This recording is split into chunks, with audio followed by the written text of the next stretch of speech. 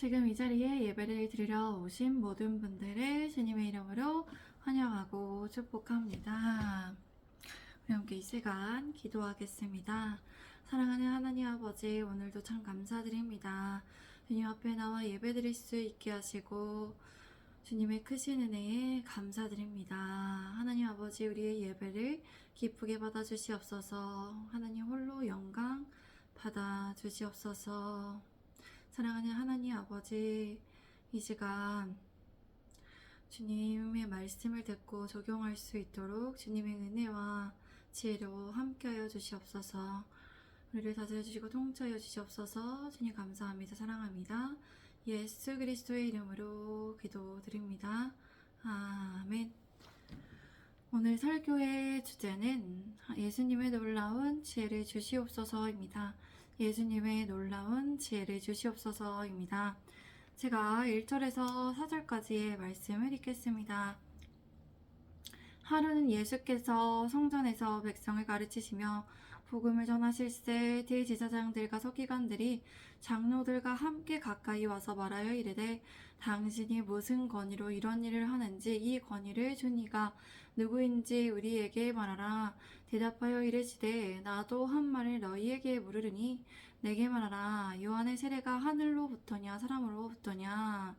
예수님께서 성전에서 사람들을 가르치시며 복음을 전하고 계실 때에 대제사장들과 서기관들이 장로들과 함께 예수님께 다가와 이렇게 말했습니다. 당신은 무슨 권위로 이런 일을 합니까? 누가 이런 권위를 당신에게 주었습니까? 이 질문에 주님께서는 반문하셨습니다. 나도 너희에게 한 가지 물어보겠다. 나에게 대답해보라. 요한의 세례가 하늘에서부터냐 왔느냐 사람으로부터 왔느냐? 예수님께서는 붙잡혀서 고난받고 죽으시기까지 하나님의 백성들을 가르치시며 복음을 전하셨습니다. 그런데 이러한 예수님의 가르침에 대해 적대적인 감정을 가진 대제사장들과 서기관들과 장로들은 예수님께 다가와 물었습니다. 그런 이유는 당시 성전에서 가르칠 수 있는 사람은 특별히 제한되어 있었기 때문입니다. 주님께서는 어떤 공인된 직책도 없으면서 성전에서 가르치신 것이었습니다. 그런데 이러한 질문에 적절한 대답을 예수님께서 적절히 못하신다면 주님의 권위가 떨어지거나 이를 수 있고 법에 의해 처벌을 받을 수 있기 때문에 이들은 이렇게 노골적으로 예수님을 위협하는 질문을 했습니다. 예수님께서는 이러한 그들의 의도를 알아채시고 대답하는 대신에 다른 질문을 함으로써 곤란한 상황을 지혜롭게 대응하셨습니다. 우리 함께 5절에서 8절까지의 말씀을 읽겠습니다. 그들이 서로 의논하여 이르되 만일 하늘로부터라 하면 어찌하여 그를 믿지 아니하였느냐 할 것이요 만일 사람으로부터라 하면 백성이 요한을 선지자로 인정하니 그들이 다 우리를 돌로 칠 것이라 하고 대답하되 어디로부터인지 알지 못하노라 하니 예수께서 이르시되 나는 무슨 권위로 이런 일을 하는지 너희에게 이르지 아니하리라 하시니라. 그들은 서로 의논하며 말했습니다. 만약 우리가 하늘로부터 왔다 하면 어찌하여 그를 믿지 않았느냐고 말할 것이요 만약 우리가 사람으로부터라고 대답하면 온 백성이 요한을 선지자로 믿고 있으니 그들이 우리를 돌로 칠 것이다. 그래서 그들은 이렇게 대답했습니다. 우리는 어디로부터 왔는지 모르겠습니다. 이 말을 들으신 주님께서는 이렇게 대답하셨습니다. 그렇다면 나도 무슨 권세로 이런 일을 하는지 너희에게 말하지 않겠다. 그런데 예수님의 질문에 이들이 백성들로부터 돌을 맞을까 염려 이렇게 한 것은 당시 참선지자의 접법석을 부인하는 자들에게 형벌 규례가 있었기 때문이었습니다. 또한 예수님께서 모든 것을 알고 계심에도 이들의 질문에 답하지 않으신 것은 진리를 수용할 준비가 그들이 되지 않았기 때문입니다. 제가 9절에서 12절까지 말씀을 읽겠습니다. 그가 또 이 비유로 백성에게 말씀하시기 시작하시니라. 한 사람이 포도원을 만들어 농부들에게 새로 주고 타국에 가서 소래 있다가 때가 이름에 포도원 소출을 얼마를 바치게 하려고 한 종을 농부들에게 보내니 농부들이 종을 몹시 때리고 거저 보내었거늘 다시 다른 종을 보내니 그도 몹시 때리고 능욕하고 거저 보내었거늘 다시 세 번째 종을 보내니 이 종도 상하게 하고 내쫓은지라 다시 세 번째 종을 보내니 이 종도 상하게 하고 내쫓은지라 예수님께서 사람들에게 이런 비유를 들려주셨습니다. 어떤 한 사람이 포도원을 만들어 농부들에게 세를 주고 오랫동안 타국으로 떠나 있었다.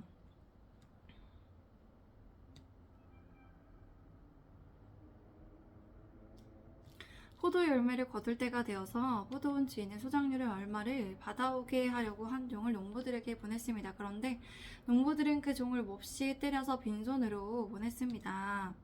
이에 주인은 다른 종을 보냈습니다. 그러나 농부들은 그도 몹시 때리고 모욕하고 빈손으로 보냈습니다. 그래서 주인이 다시 세 번째 종을 보냈습니다. 그들은 이 종에게도 상처를 입혀서 내쫓았습니다. 예수님께서는 이 포도원 농부의 비유를 백성에게 말씀하신 이유가 있었습니다.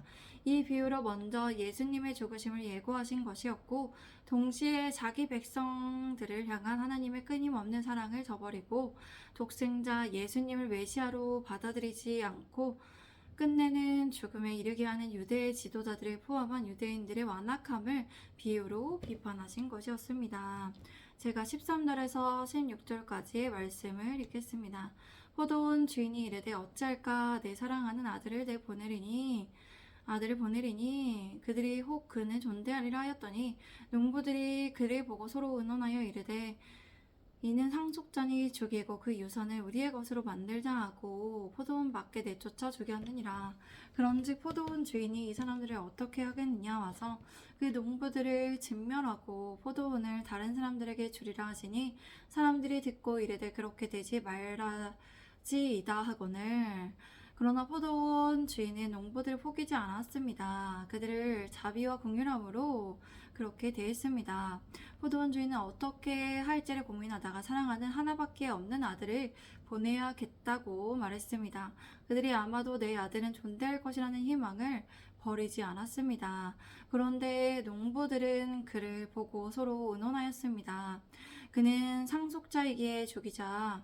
그러면 그 유산을 우리가 차지하게 될 것이다 라고 말하였습니다. 그리고 포도원 밖에 그 아들을 내쫓아 죽였습니다. 주님께서 이 비유의 이야기를 다 들려주시고 이렇게 물으셨습니다. 이렇게 하였으니 포도원 주인이 이 농부들을 어떻게 하겠느냐? 포도원 주인이 와서 그 농부들을 진멸하고 포도원을 다른 사람들에게 줄 것이다. 사람들은 예수님의 비유와 말씀을 듣고 이렇게 말했습니다. 그런 일이 없기를 바랍니다. 하나님께서는 이와 같이 이스라엘을 선택하셨지만 그들은 하나님께서 세우신 선지자를 박해하였습니다. 그리고 예수님마저 박해하고 죽였습니다. 이로 인해 이스라엘은 멸망하게 되었지만 이방인들은 구원받게 되었습니다. 사람들은 예수님의 말씀을 듣고 그런 비극적인 일들이 자신들에게 일어나지 않기를 바랬습니다. 제가 17절에서 19절까지 말씀을 읽겠습니다. 그들이 보시며 이르시되 그러면 기록된 바 건축자들의 버린 돌이 모퉁이의 머릿돌이 되었느니라 함이 어찌미냐. 무릇 이 돌 위에 떨어지는 자는 깨어지겠고 이 돌이 사람 위에 떨어지면 그를 가루로 만들어 흩으리라 하시니라. 서기관들과 대제사장들이 예수의 이 비유는 자기들을 가리켜 말씀하심인 줄 알고 즉시 잡고자 하되 백성을 두려워하더라. 주님께서 그들을 똑바로 바라보시며 이렇게 말씀하셨습니다. 기록된 바 건축자들의 버린 돌이 모퉁이의 머릿돌이 되었느니라 하는 말씀이 무슨 뜻이겠느냐? 누구든 이 돌 위에 떨어지는 자들은 부서질 것이요 이 돌이 그 어느 사람에게 떨어지면 그를 가루로 만들 것이다. 서기관들과 대제사장들은 예수님의 이 비유의 말씀이 자기들을 가리킨 것임을 알고 예수님을 즉시 손을 대어 잡으려고 했지만 백성을 두려워하여 그렇게는 바로 하지 못했습니다. 예수님께서는 건축자들인 유대 종교 지도자들을 이렇게 건축자들이라고 비유하셨습니다. 그들이 버린 돌 예수님께서는 모퉁이의 머릿돌인 교회의 기초가 되셨습니다. 모든 민족이 함께 지어져가는 새로운 교회의 공동체의 머릿돌이 되셨습니다. 그리고 이 돌들 위에 떨어지는 자들은 예수님을 거절한 유대인을 의미하며 이 돌이 어떤 사람에게 떨어져 가루가 만들어 흩어지는 자들은 예수님을 배척하고 죽이려고 음모를 꾸몄던 유대 종교 지도자들을 의미합니다. 제가 20절에서 22절까지 말씀을 읽겠습니다. 이에 그들이 엿보다가 예수를 총독의 다스림과 권세 아래에 넘기려 하여 정탐들이 보내어 그들로 스스로 의인인 인체하며 예수의 말을 책잡게 하니 그들이 물어 이르되 선생님이여 우리가 아노니 당신은 바로 말씀하시고 가르치시며 사람을 외모로 취하지 아니하시고 오직 진리로서 하나님의 도를 가르치시나이다. 우리가 가이사에게 세를 바치는 것이 옳으니까 옳지 않으니까 하니 그러나 서기관과 대제사장들은 예수님을 체포할 수 있는 기회를 엿보았습니다. 그들은 정당꾼들을 보내어 스스로 의로운 사람의 이체에 행세하게 하며 예수님께 접근하게 하였습니다. 그들의 목적은 예수님을 총독의 치리권과 사법권에 넘겨주는 것이었습니다. 그들은 예수님께 이렇게 물었습니다. 선생님, 우리는 선생님이 바르게 말씀하시고 가르치시고 또 사람을 겉모습으로 판단하지 않으시고 언제나 진리에 따라 하나님의 길을 가르치는 것을 우리가 압니다. 우리는 선생님께 여쭙습니다. 우리가 황제에게 세금을 바치는 것이 옳습니까? 옳지 않습니까? 여기에서 황제에게 바치던 세금이란 로마 정부가 식민지에 거하는 백성 중 남자 14세, 여자 12세 이상 된 자들에게 매년 부과했던 세금으로 식민지의 인구 조사 및 효율적 관리를 위해 만든 것이었습니다. 이들이 이렇게 물었던 이유는 당시 하나님의 선민 백성이 이방인의 주권과 통치에 굴복해야 하는지에 대한 문제로 확대되는 중요한 이슈였기 때문이었습니다. 그들에게 있어 납세는 가이사의 조건을 인정하는 것이고 가이사를 하나님과 동일한 위치에 두는 것이라고 생각했기 때문이었습니다. 우리 함께 23절에서 26절까지 말씀을 읽겠습니다. 시작. 예수께서 그 관계를 아시고 이르시되 데나리온 하나를 내게 보이나 누구의 형상과 글이 여기 있느냐 대답하되 가이사의 것이니이다. 이르시되 그런즉 가이사의 것은 가이사에게 하나님의 것은 하나님께 바치라 하시니 그들이 백성 앞에서 그의 말을 능히 책잡지 못하고 그의 대답을 놀랍게 여겨 침묵하니라. 예수님께서는 그들의 겉과 속이 다름을 아시고 그들에게 말씀하셨습니다. 데나리온 한 입을 나에게 보여다오. 이 돈에 누구의 얼굴상과 글자가 새겨져 있느냐? 그들이 대답하였다. 이것은 황제의 것입니다. 예수께서 그들에게 말씀하셨습니다. 그러면 황제의 것은 황제에게 돌려주고 하나님의 것은 하나님께 돌려드려라. 데나리온은 노동자의 하루 일당을 말합니다. 당시에는 백성 한 사람당 한 데나리온씩 내고 있었기에 한 데나리온을 주님께서 가져오라고 하셨습니다. 이렇게 고용된 정당꾼들은 양자택일의 질문을 함으로써 예수님을 곤란하게 하려고 했습니다. 예수님께서 만약 납세하지 말 것을 말하셨다면 이들은 곧바로 로마 황제에 대한 반란죄를 덮어씌워 사형에 처할 수 있었습니다. 사형에 예수님을 처할 수 있었습니다. 납세해야 한다면 주님을 따르는 이들로부터 선지자의 지지를 더 이상 얻을 수 없었을 것입니다. 예수님께서는 둘 중 하나를 대답하지 않으시고 먼저 데나리온에 누구의 형상과 글이 있는지를 역질문하셨습니다. 그리고 그들에게 질문에 대답했습니다. 어느 하나만을 강조하지 않으시고 양쪽 모두 똑같은 무게로 예수님께서는 다루셨음을 볼 수 있습니다. 예수님께서는 국가와 하나님께 대한 성도의 바른 태도를 가져야 함을 말씀하신 것입니다. 세상의 모든 권력은 근원적으로 하나님께로부터 그 기원을 두고 있기 때문이었습니다. 이런 예수님의 신적 지혜의 답변을 들은 그들은 사람들 앞에서 예수님의 말씀을 책잡지 못하고 그의 답변에 놀라서 입을 다물었습니다. 우리는 오늘 본문 말씀을 통해서 예수님의 놀라운 지혜의 답변과 비유의 이야기를 들을 수 있었습니다. 예수님을 헐뜯으려고 하고 재판에 넘기려고 하는 이들의 질문에 주님께서는 신적 지혜로 대답하여 그들을 놀랍게 하셨습니다. 우리는 주님과 같은 태도와 자세로 늘 이 세상을 살아가기를 기도할 수 있습니다. 그래야 어떠한 관계와 우리를 넘어뜨리려고 하는 사단의 영적 방해로부터 주님 안에 승리할 수 있습니다. 우리 예수님의 제자된 교회에 예수님의 놀라운 지혜가 성도들에게 함께하여 주님과 같이 대답하고 대응하실 수 있으시기를 바랍니다. 우리 이 시간 기도하겠습니다.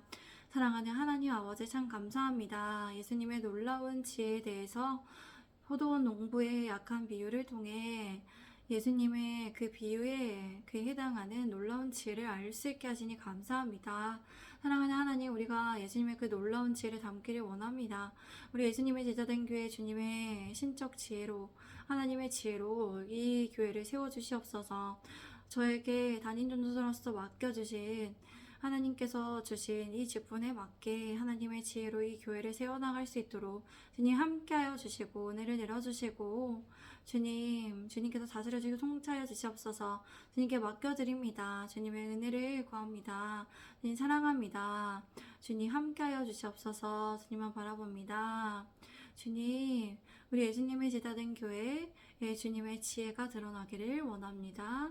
주님의 지혜로 함께하여 주시고 붙들어 주시옵소서. 사랑합니다. 감사합니다.